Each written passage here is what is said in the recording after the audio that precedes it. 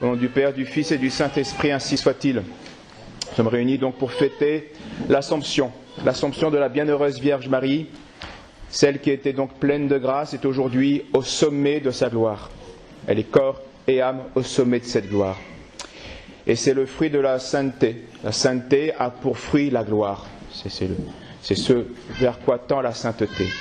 Et comme Marie est notre mère et notre modèle, eh bien il est bon de s'interroger sur la sainteté de Marie, afin de pouvoir l'imiter et de pouvoir ensuite bien sûr partager une partie de sa gloire. Car il faut en prendre conscience, nous avons la possibilité d'imiter eh bien, la sainteté de Marie. Bien sûr, pas ses privilèges, mais sa sainteté est imitable. Bien sûr, donc c'est elle l'Immaculée Conception, c'est elle l'Immaculée Mère de Dieu, du Verbe de Dieu. Elle seule est pleine de grâce. Mais nous aussi, nous avons reçu la grâce, une partie de cette grâce, toute gratuitement, comme pour Marie. Et cette grâce a commencé par la foi, son naturel, et par le baptême. Donc à partir de nos grâces respectives, eh bien nous pouvons et nous devons, comme Marie, coopérer à cette grâce et progresser dans cette grâce. Car Marie a progressé dans la grâce, dans la foi. Ses vertus ont progressé. Pourquoi elles ont progressé? Parce qu'elle a coopéré. Et cela est imitable. Où est-ce que nous voyons dans l'Écriture cet indice de la progression des vertus de Marie? Eh bien, dans la réponse du Christ lorsqu'il avait 12 ans, lorsqu'il est recouvert au temple, où Jésus dit, eh bien, ne savez-vous pas que je me dois aux choses de mon Père? Et Marie et Saint Joseph ne vont pas comprendre parfaitement l'implication de cette sentence. Donc, Marie va progresser dans sa foi. Elle ne comprend pas encore de tout le comment de la passion du Christ, de sa mission, etc. Et où est-ce que nous voyons Marie coopérer? À plusieurs endroits, bien sûr, à l'Annonciation, au Calvaire, mais particulièrement à Cana, où là, eh bien, notre Seigneur, elle manifeste au Seigneur un souhait, une demande, elle prend une initiative de foi, de puissance envers son Fils, et notre Seigneur lui répond, mais qu'est-ce que cela pour toi et moi, et mon heure n'est pas encore venue. Mais malgré cette réponse, qui n'est pas un reproche, nous avons déjà expliqué cela, eh bien, elle va dire au serviteur, eh bien, faites tout ce que mon Fils vous dira. Elle sait très bien qu'il va y avoir une suite à sa demande. Donc là, il y a coopération dans la foi, dans l'espérance, dans la charité. Et deux passages de l'Évangile, très courts, comme tout ce qui concerne Marie dans les Évangiles, eh bien, nous manifestent quelle est la sainteté de Marie. La première phrase, c'est la réponse du Christ à une personne qui venait lui prévenir que sa mère, ses frères, c'est-à-dire ses cousins, étaient là et voulaient le voir. Et notre Seigneur va répondre à la foule, parce qu'il est en train de prêcher, mais qui est ma mère, qui est mon frère, qui est ma sœur?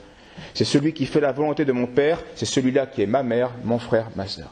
Donc cette phrase n'est pas un reproche à la Vierge, au contraire c'est un éloge de sa sainteté. Le Seigneur va déclarer par là quelle est l'essence de la sainteté de Marie, de notre sainteté aussi à nous. La sainteté de sa mère, eh bien, ne vient pas du fait qu'il y a un lien charnel miraculeux entre lui et sa mère, qui est l'incarnation. Ça c'est un privilège, mais ce n'est pas ça qui fait la sainteté de Marie. C'est sa fidélité intérieure à exécuter la volonté de Dieu. C'est celui-là qui est mon frère, celui-là qui est ma mère, etc. Et un autre passage qui a la même morale, c'est une femme entend Jésus qui prêche et elle lui dit, oh bienheureuse la femme dont le sein t'a allaité, bienheureuse ta mère d'avoir un tel fils si prophète. Et notre Seigneur va répondre, non, heureux plutôt celui qui écoute la parole de Dieu et qui la met en pratique et qui la garde. Et c'est ce passage de l'Évangile que l'Église a choisi pour la plupart des messes liturgiques en l'honneur de la Vierge Marie. Parce que c'est là on touche du doigt l'essence de la sainteté de Marie. Elle a écouté la parole de Dieu, elle l'a gardée, elle a coopéré, elle a progressé. Donc si Marie est heureuse aujourd'hui, c'est en raison de cette docilité envers Dieu. La sainteté de Marie est par conséquent de même nature que celle des autres hommes. Marie a une mission particulière, mais sa sainteté est de la même nature que la nôtre. Donc la grande leçon à retenir, c'est que la sainteté de Marie, eh bien, c'est qu'elle a réussi par sa sainteté, par sa coopération à la grâce, eh bien, à être extraordinaire dans les voies ordinaires. Dans les voies ordinaires. Et notre Seigneur nous touche cela du doigt, même pour nous, lorsqu'il dit, lorsque vous aurez donné un verre d'eau, eh bien, ce ne sera pas sans récompense. pour un simple acte de charité.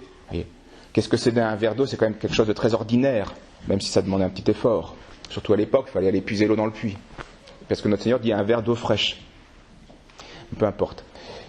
Eh bien, ça c'est une voie ordinaire. Et si on le fait avec une charité extraordinaire, eh bien on vient de faire un acte extraordinaire dans une voie ordinaire. Et c'est ce à quoi nous sommes appelés. Certes, donc Marie a eu des privilèges extraordinaires, comme l'Immaculée Conception. Mais même avec ce privilège, eh bien, il n'y aurait pas eu d'Assomption glorieuse pour Marie si elle n'avait pas collaboré à l'œuvre du salut. Marie a reçu toutes ces grâces pour collaborer et donc aussi pour souffrir avec son Fils au drame du calvaire. Si Marie avait refusé cette corédemption douloureuse, donc la partie pénible de la mission, eh bien elle n'aurait point fait la volonté de Dieu. Et alors elle n'aurait point mérité une Assomption glorieuse comme elle l'a eue. Marie donc a reçu un certain nombre de grâces et de privilèges initiaux de sainteté, mais ce fond de sainteté objective, de consécration, d'union ou d'appartenance particulière à Dieu, eh bien, aurait été corrompu si Marie n'avait pas coopéré subjectivement, eh bien, à la mission pour laquelle elle avait reçu toutes ces grâces. Parce que ces grâces d'Immaculée Conception, ces grâces d'incarnation avaient un but. Il fallait que Marie coopère, pas qu'elle se contente de recevoir ses grâces et qu'elle n'en fasse rien. Sinon, elle aurait ressemblé à cette serviteur de l'Évangile qui va être châtié et chassé par le roi parce qu'il n'a pas fait fructifier le seul denier qu'il avait reçu. Celui qui a reçu 10 en fait fructifier 10, celui qui a reçu 5 en fait fructifier 5, mais lit la parabole, il y en a qui en a reçu un seul, il l'a enfui dans la terre et il l'a rendu à son maître. Le maître n'est pas content. Je t'avais donné un denier, il fallait que tu fasses fructifier un autre denier. Donc prenez son denier et chassez-le, dit l'Évangile. Et cela aurait été vrai de Marie aussi. Elle a reçu 1000 deniers et il fallait qu'elle en rende 1000.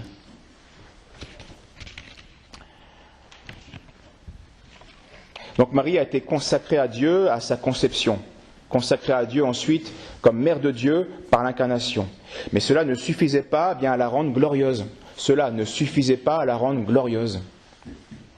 Comme nous, d'ailleurs, nous avons été consacrés par le baptême, ou moi-même consacré dans une mission particulière par le sacrement de l'ordre, par l'ordination, eh bien, ces caractères objectifs du baptême ou du sacerdoce, eh bien, qui nous donnent une certaine sainteté objective. Le baptême nous consacre. Le sacerdoce consacre. À quoi? Eh bien, ce caractère nous sont donnés en vue d'une mission très particulière, qui est même la même si elle se manifeste différemment. Nous devons glorifier Dieu. Notre création, notre état de créature a pour but de glorifier notre Créateur. C'est justice, c'est amour. Donc, eh bien, si malgré ces caractères que nous avons reçus, nous ne coopérons pas, eh bien, cela ne suffira pas, notre baptême ne suffira pas à être glorifié. Si on ne coopère pas à l'œuvre de la rédemption, nous ne serons pas glorifiés. Marie a dû passer par la corédemption douloureuse. Et donc, ces premières grâces de sainteté qui nous ont été données, ne nous ont été données que, eh bien, pour que nous les fassions fructifier en nous configurant au Christ crucifié. Il est vrai que, pour ce qui concerne le cas de Marie, elle fut sans péché. Mais Marie ne fut pas sans épreuve. Elle ne fut pas sans tentation. Tout extérieur, certes, mais des tentations réelles. Elle ne fut pas sans souffrance. Vous pensez bien qu'au pied de la croix, Marie a dû se faire violence pour repousser eh bien, les pensées de découragement ou de haine vengeresse. Ça ne s'est pas fait en douceur et simplement. Ça n'allait pas comme une lettre à la poste. Elle a dû vraiment poser des actes là de soumission, d'abandon, de foi, d'amour, de charité, héroïque. Donc l'impeccabilité, c'est-à-dire qu'il n'y a pas la moindre trace d'un seul péché en Marie, l'impeccabilité de Marie n'a en rien supprimé sa liberté avec ses difficultés, avec ses luttes et donc aussi avec son mérite. Parce que c'est cette liberté qui nous fait de pouvoir déchoir, mais de ne pas vouloir déchoir, qui nous fera mériter la gloire. Marie a donc librement accepté de souffrir avec son Fils et d'offrir son propre Fils en sacrifice, en union avec son Fils, pour le salut du monde. Et donc elle est là, la vraie sainteté de Marie, qui va provoquer son assomption toute glorieuse. Et ce qui s'est réalisé totalement en Marie, eh bien peut et doit se réaliser partiellement en nous aussi, ses enfants. Marie a comme nous connu un progrès dans la sainteté. Alors pas de la même manière que nous, mais elle a progressé. Nous, malheureusement, nous progressons de l'imparfait, même du mauvais, au bon et au meilleur. Voilà. Donc on progresse de l'imparfait au parfait. Elle, pour Marie, le progrès était d'une perfection en une plus grande perfection. Mais elle aussi, avait comme devoir de progresser en perfection.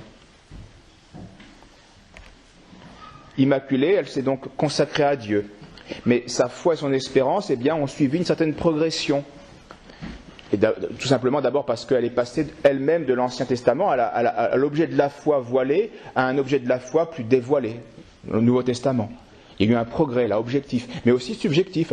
On l'a vu avec le passage au temple à 12 ans, où sa foi va être éprouvée et va devoir se purifier et va devoir progresser.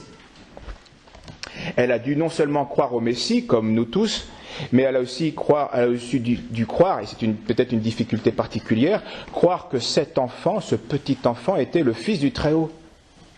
C'est pas rien non plus.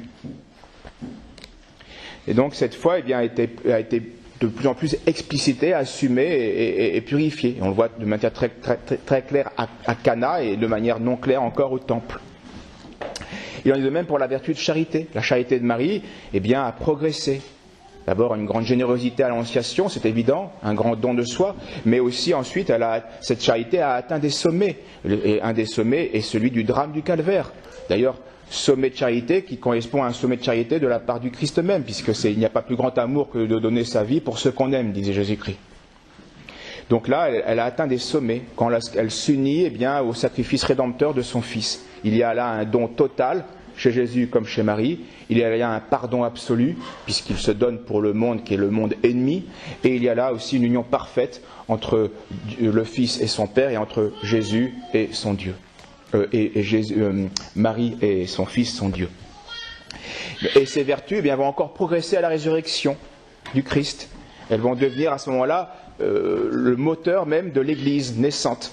À la Pentecôte, la révélation est complète et la sainteté de Marie, mère des chrétiens, devient définitive. Elle a vraiment elle a progressé de manière à accomplir parfaitement la mission que Dieu lui avait confiée. Et donc le fruit est mûr. Et encore quelques années, et va venir le temps enfin de la récompense, de son assomption glorieuse. Donc Marie a reçu, comme nous, une grâce initiale. Pour elle, c'était l'Immaculée Conception. Et comme nous, sans en être vraiment consciente, en tout cas pour la plupart d'entre nous, nous avons reçu la grâce du baptême sans en être conscients, sans aucun mérite de notre part. Sans aucun mérite de notre part. Une grâce initiale, mais Marie a toujours été fidèle à cette grâce. Là, c'est la grande différence entre elle et nous, malheureusement. Elle a progressé dans la perfection, sans connaître, et ça c'est consolant et instructif pour nous, sans connaître les charismes extraordinaires que parfois des saints ont connus, comme la bilocation, comme la prophétie, comme des miracles extraordinaires que certains saints ont pu faire, Saint Vincent Ferrier. Marie n'a pas ressuscité les morts, Marie n'a pas fait de prophétie, etc. Donc elle est extraordinaire dans la voie ordinaire. Elle a atteint un degré inimitable de sainteté dans une voie tout à fait ordinaire. Tout à fait ordinaire. Donc Marie a reçu toutes les grâces qui lui permettaient de remplir son rôle. Donc là, bien sûr, comme son rôle était extraordinaire, il lui fallait des grâces en conséquence. Donc Immaculée Conception, Incarnation. Parce qu'une mission comme elle l'avait, il fallait évidemment de grandes grâces.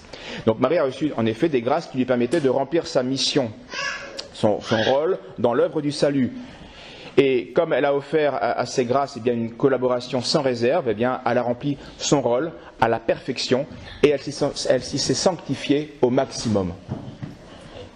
Et c'est là l'essence de la sainteté et c'est en cela que nous pouvons l'imiter.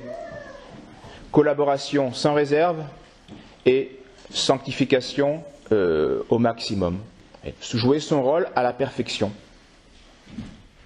Ça, tout le monde peut le faire, quel que soit le rôle de chacun. C'est l'essence de la sainteté. Là est l'origine aussi de sa gloire. Et cela est donc très consolant et très encourageant pour nous parce que notre sainteté ne dépend pas de notre mission ou du rôle plus ou moins grand que l'on a dans la société. La plupart d'entre nous avons une vie apparemment, socialement insignifiante. C'est pas grave. C'est pas ça qui fera notre gloire au ciel. C'est la collaboration, c'est le maximum de sainteté, c'est notre rôle, c'est notre perfection dans ce petit rôle, ou de son grand rôle, parce que certains ont des grands rôles à jouer, plus ou moins grands. Donc ce sera notre fidélité à la volonté de Dieu sur nous. Et voilà pourquoi la sainteté de Marie est imitable. Donc Marie est la plus glorieuse des créatures, non parce que Dieu l'a choisie pour mère, mais parce que Marie a rempli parfaitement son rôle de mère. Eh bien, à nous de l'imiter. Au nom du Père, du Fils et du Saint-Esprit, ainsi soit-il.